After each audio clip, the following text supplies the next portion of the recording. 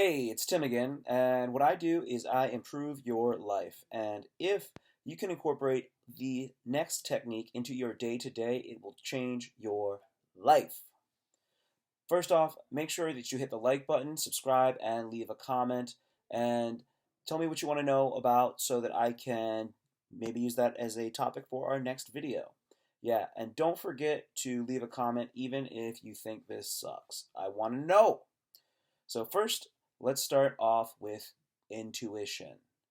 Intuition is the ability to understand something immediately without the need for conscious reasoning. We shall allow our intuition to guide us.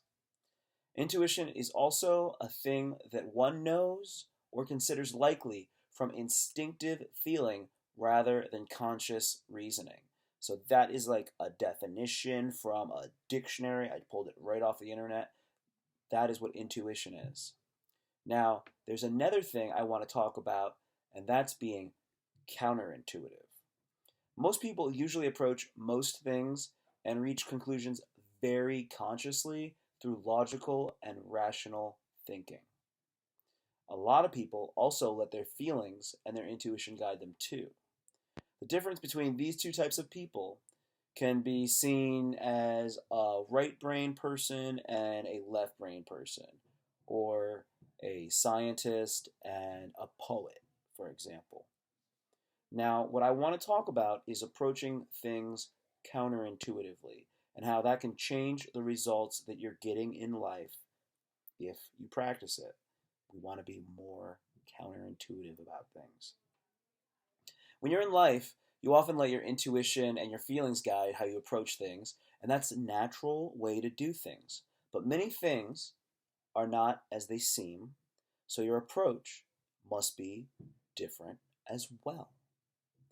Now, trust me, approaching certain things counterintuitively is a game changer, and it will help you. You just need to get over the fact that it's going to feel kind of weird. Most people don't approach things counterintuitively, so that's the big hurdle for you. Most people approach things intuitively or rationally. They don't look at it and go, I see this. I'm going to approach this the opposite way. Most people do not do that. So that is why, when you incorporate it, you can get crazy different results. So I'm going to give you a couple examples of people being counterintuitive of what they should or what they usually do. One is from the Seinfeld show where George does the exact opposite of what he thinks he should do. George would always be kind of nebbish around women and a little insecure, and then he gets like a leather jacket and he just starts changing the game. He starts being like, I write my own rules. I do whatever I want. I don't care. And that is when everything starts going for him. I think he gets a job with the Yankees. All this good stuff happens. Also, for example, when you stop masturbating, doing PMO and all those kind of things, when you stop doing that, you become more attractive to women. It's like you're seeking out women through digital media and things like that, and then when you completely stop doing that and you completely stop having some weird desire for women, boom, they start coming right at you. Your vibrations completely change and you become more attractive. It's being it's counterintuitive. It's doing the opposite of the thing. When you stop being the guy that's always chasing the girl, which you think you should do, you think you should be chasing the lady. When you stop chasing them, then they start to wonder what's going on and where you are, and then they get more interested in you. But that's not what people would let you believe. They want you to believe that if somebody is interested in you, that they'll be chasing you and chasing you. Well, you can establish some basic things, and then from there you just go about your business. And that's a little counterintuitive. A lot of times in golf, if you're swinging and if you keep slicing it, they'll say, "Hey man, try to hit it the other way." You try to hit it the opposite direction of the way that you want to hit it, and because of the way that your swing is going, boom, ball goes straight. That's counterintuitive.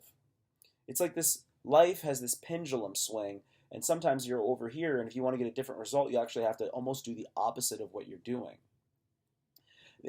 The busy person is the person you give something to if you want to get it done. They always say, if you want something done, give it to a busy person. It's like, really? I assume they wouldn't have any time. But no, that's not the case. They say you want something done, give it to a busy person. Donald Cerrone, great UFC fighter, he gets to fight all the time because he fights all the time, which is weird. You'd be like, well, let's give it to a guy who hasn't fought in a while who's good. They're like, nah, man, I'm not even thinking about you. It's the opposite of what you would think. It's so wild. So now on stage, I want to talk about stand-up comedy. I came to this realization, and this is something that I believe is going to be very helpful for you if you've ever done stand-up comedy. When you're on stage and you start to bomb, say you do 3 jokes in a row and you're getting crickets, a lot of time you put more pressure on yourself to be funnier and to try to get them back. Now, what's happening is they think that you're not funny. For whatever reason, the joke's not landing, you didn't deliver it right, it doesn't matter. But the more jokes you do that don't work, the less funny they think you are. And if they think you're less funny, then you shouldn't feel like there's more pressure on you to do well.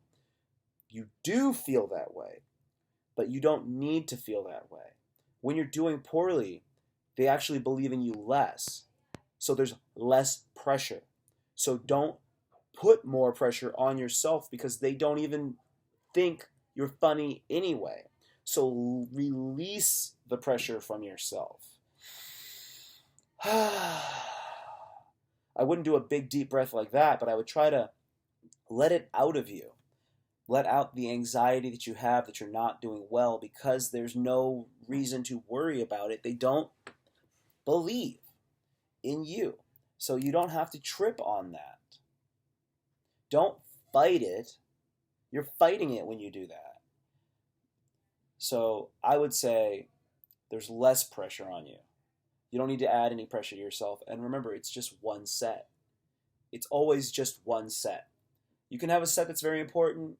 You can have a set that's not important. But it's still just one set. So you don't need to put a lot of pressure on it. You can say, if it's going poorly, I feel good about this. If you say that, part of you will believe that. And when you say that and the audience sees you doing poorly and you say you feel good about it, they're going to like that. They're going to like that more than if you say, oh, this is going terrible. If you say, I feel good about this. I feel good. I'd like this to go better, but I think this is fine. You're not going to be funny when you're stressed out, so you can't put that stress on yourself.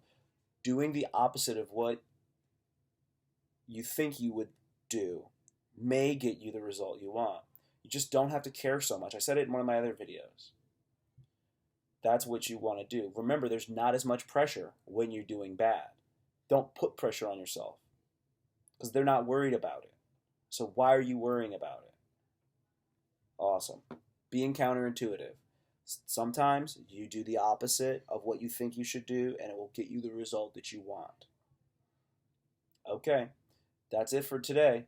And please remember to hit the like button, leave a comment, subscribe, and take care of yourself. We're always trying to be the best that we can be. Peace.